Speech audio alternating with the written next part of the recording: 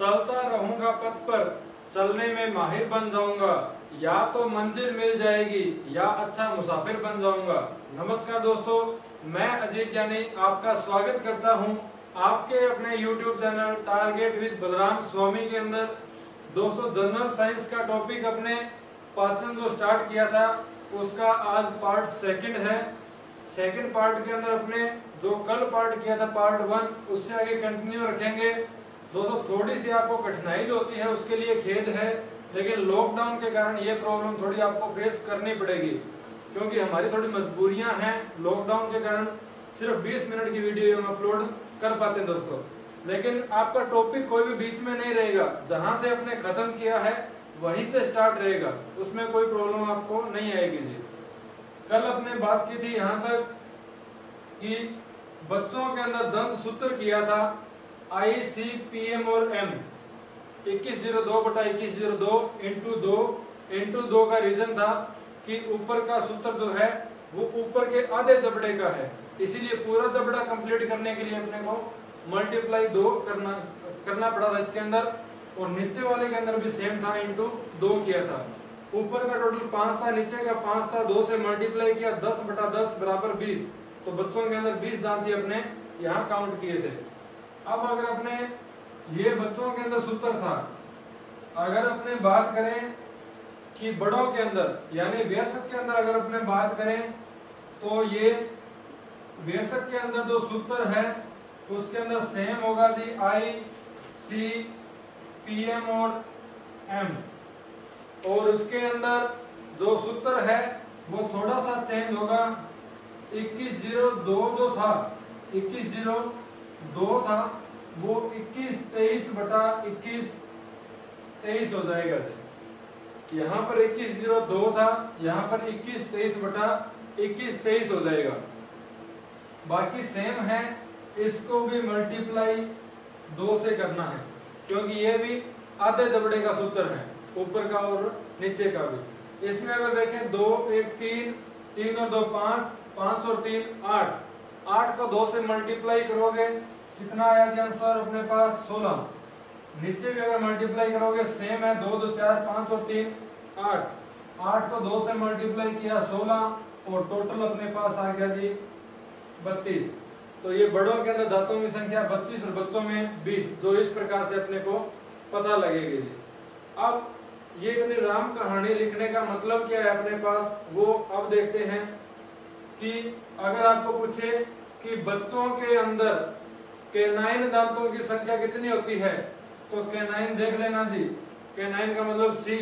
अब कैनाइन की संख्या कितनी है, 1/1 है, कि ऊपर के जबड़े में भी 1 और नीचे के जबड़े में भी 1 है।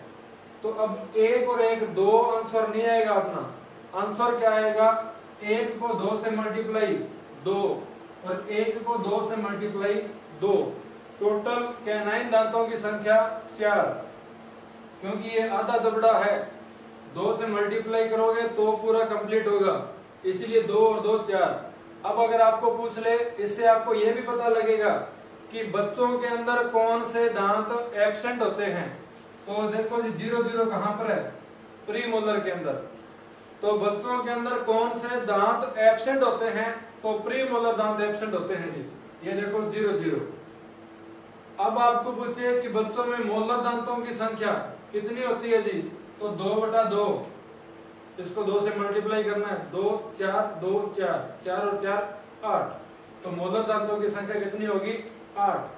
इंसाइजर दांतों की संख्या 2 को मल्टीप्लाई 2 4 और 2 को मल्टीप्लाई 2 4, 4 ऊपर 4 नीचे 8। तो इस प्रकार से आप किसी भी प्रकार के दांतों की संख्या आपको पूछे, चाहे बड़ों के अंदर चाहे बच्चों के अंदर, आप बता सकते हो इजी तरीके से। अब यहाँ का अपने डिफरेंस देखें तो यहाँ जो बात आती है ये चेक करना है जी आपको। बच्चों के अंदर मोलर दांतों की संख्या 2 2 है और बड़ों के अंदर मोलर 3 3 है, यानी एक जो एक्स्ट्रा दांत है वो एक्स्ट्रा नहीं है। तीसरी जो मोलर जो होती है, कौन सी तीसरी जो मोलर है, जो बच्चों के अंदर 2 2 है, बड़ों के अंदर 3 3 है, तो तीसरी जो मोलर होती है वो अपने पास क्या आती है यहाँ पर अक्कल जाड़। तो जो अक्कल आती है वो मोलर के रूप में आती है। अक्कल किस रूप में आती है? मोलर के रूप में आती है। तो अक्कल जाट कौन सी होती है? मोलर होती है। एब्सेंट कौन से होते हैं? प्री मोलर होते हैं। तो इस प्रकार से ये दंत सूत्र जिससे अपने दांतों की संख्या अपने निकाल सकते हैं।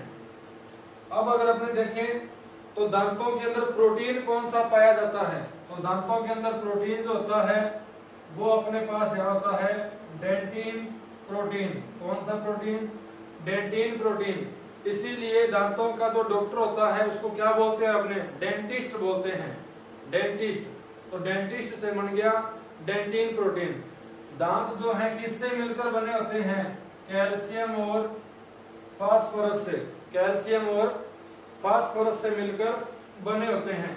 दांतों के ऊपर एक सफेद पदार्थ की परत चढ़ी होती है जिसका नाम क्या होता है जी? इनेमल। जिसका नाम क्या होता है? इनेमल होता है। इनेमल अपने शरीर का सबसे कठोर भाग होता है जो दांतों को सफेदी प्रदान करने का काम करता है। तो ये एक सफेद कलर का लिक्विड होता है जिसकी परत चढ़ी होती है अपने दांतों के ऊपर। प्रोटीन कौन सी? Dentin protein. किससे मिलकर बने होते हैं? कैल्शियम और फास्फोरस से मिलकर अपने दांत जो है वो बने होते हैं। तो ये है अपने दांतों का सूत्र और ये है दांतों की संरचना किस प्रकार से होती है। अब अपने देखते हैं कि जो दांत हैं वो कौन से दांत क्या काम करते हैं, मतलब दांतों के कार्य किस प्रकार से अपने पास डिवाइड होते हैं। तो वही 4 दांत है अपने पास। सबसे पहले अपने पास दांत जो हैं जिसका नाम है इंसाइजर या फिर इनको कृतनक दांत बोल सकते हैं अपने। दूसरा दांत कैनाइन दांत या जिनको रदनक बोल सकते हैं। तीसरा दांत जिसका नाम देंगे अपने प्रीमोलर या अगरचर्वनक दांत। और चौथे दांत जो हैं जिनको बोलते हैं मोलर या फिर चर्वनक दांत। अब देखते हैं वन बाय वन इनके कार्य क्या है। सबसे पहले इंसाइजर, सामने के दांत जिनको अपने चौके वाले दांत भी बोलते हैं जी। चौके वाले दांत वो कौन से होते हैं? कृतनक दांत होते हैं। चौके वाले दांत। तो चौके वाले दांतों की विशेषता क्या होती है जी? चौके वाले दांत कृतनक दांतों की विशेषता होती है कि ये भोजन को काटने के काम आते हैं। चौके वाले दांत क्या काम करते हैं? भोजन को काटने का काम करते हैं जी। रदनक दांत, कैनाइन दांत जिनको बोलते हैं, जो आपने देखा होगा कि कुत्ते और बिल्ली के अंदर, शेर के अंदर जो नुकीले दांत होते हैं वो कौन से होते हैं? कैनाइन दांत होते हैं। मांसाहारी जीवों के कैनाइन दांत अधिक विकसित होते हैं। क्यों होते हैं जी? मांस को फाड़ने के लिए। तो इनका काम क्या होता है? भोजन को चीरना या फिर फाड़ना। ये किसका काम है? रदनक दांतों का। अब अगर चर्वनक और चर्वनक का क्या काम है जी? भोजन को पीसना। भोजन को पीसना। और इसका काम भी सेम होता है, भोजन को पीसना। यानी जो भोजन अपने मुख गुहा के अंदर गया है उसको बारीक चूर्ण के रूप में पीसना किसका काम होता है अपने पास? अगर चर्वनक और चर्वनक का। अब काटने और चीरने फाड़ने में क्या डिफरेंस है? काटना होता है भोजन को, नॉर्मली जैसे मनुष्य काटता है भोजन को, वो काटने की प्रोसेस है। और चीरना फाड़ना उसको पकड़ के इस तरीके से फाड़ना किसी चीज को, इसको बोलते हैं अपने चीरना या फाड़ना। जो मांसाहारी जीवों के अंदर ज्यादा विकसित होते हैं कैनाइन दांत। अब ये चारों के कार्य हैं। चारों का जो संख्या है वो अपने सूत्र से ज्ञात की है कि बच्चों के अंदर और बड़ों के अंदर दांतों की संरचना की किससे मिलकर बने होते हैं? कैल्शियम और फास्फोरस से मिलकर बने होते हैं। उससे पहले हमने बात की थी दांतों की विशेषताएं कि दांत जो है उनकी विशेषता क्या होती है। अब अगर अपने बात करें नेक्स्ट, तो मुख गुहा जो है उसके अंदर दूसरा जो अपने पास पार्ट आता है, दांत कंप्लीट करने के बाद में दूसरा जो पार्ट आता है वो अपने पास यहाँ पर आता है जीभ। जीभ जीभ जो है उसके ऊपर अपने स्वाद कलिकाएं पाई जाती है। स्वाद कलिकाएं पाई जाती है जो अपने को भोजन का जो स्वाद होता है या जो टेस्ट होता है उसका ज्ञान करवाती है अपने को। तो स्वाद कलिकाएं जो होती हैं वो किस प्रकार से वर्क करती है वो देखिए जी। यहाँ अपने एक जीभ का डायग्राम बनाएंगे और एक डायग्राम से सारे जो अपने को टेस्ट होता है उसका पता लग जाएगा जी। ये है अपनी जीभ। अब इस जीभ के ऊपर एक तो ये फ्रंट वाला भाग है, एक ये साइड वाला भाग है, एक अपने पास लास्ट वाला भाग है और एक यहाँ पर है ये किनारे जो मैंने इसके ऊपर ब्लैक जो आपको दिखाया है, ये है जी इसके किनारे। अब इसके अंदर अगर अपने देखें तो इसका जो जीभ का जो आगे का भाग जो होता है ये अपने को ज्ञान करवाता है मीठेपन का, कि भोजन का जो मीठापन होता है वो अपने को जीभ का बिल्कुल आगे वाला टिप वाला भाग जो है वो अपने को मीठे का ज्ञान करवाता है। बिल्कुल लास्ट वाला भाग जो होता है ये अपने को कड़वे का ज्ञान करवाता है, कि भोजन कड़वा जो होता है वो बिल्कुल लास्ट वाला भाग अपने को ज्ञान करवाता है। ये जो साइड वाला भाग जो है ये अपने को ज्ञान करवाता है खट्टे का, कि भोजन क्या है, खट्टा है। और ये जो किनारे हैं जो मैंने ब्लैक आपको शो किए हैं ये अपने को ज्ञान करवाते हैं भोजन का, जिसको बोलते हैं नमकीन। भोजन का क्या ज्ञान करवाते हैं, नमकीन का। यही चार टेस्ट होते हैं जो अपने पास, या तो भोजन मीठा होगा या खट्टा होगा या नमकीन होगा या फिर क्या होगा, कड़वा होगा। तो ये अपने को चार प्रकार का जो टेस्ट होता है वो इस प्रकार से अपने को पता लगता है। सबसे टिप वाला मीठा, सबसे लास्ट वाला कड़वा, क्योंकि भोजन को थोड़ी देर चबाने के बाद में थोड़ा टाइम बाद अपने को पता लगता है कि कड़वा है क्या है, तो बिल्कुल लास्ट वाला भाग है। साइड में खट्टा और किनारे क्या कराते हैं, नमकीन का अपने को ज्ञान करवाते हैं। तो ये अपने जीभ जो अपने को भोजन का जो टेस्ट है वो इस प्रकार से अपने को जो है वो ज्ञान करवाती है। नेक्स्ट अगर अपने इसमें बात करें जीभ के बाद, तो जीभ के बाद में अपने पास बात आती है यहाँ पर लार ग्रंथियों की। इंपॉर्टेंट बात है जी लार ग्रंथियां। तो लार ग्रंथियां जो है सबसे पहले बात आती है इनकी संख्या। तो अपने पास जो लार ग्रंथि जो है वो होती है अपने पास अपने मुंह के अंदर 3 जोड़ी।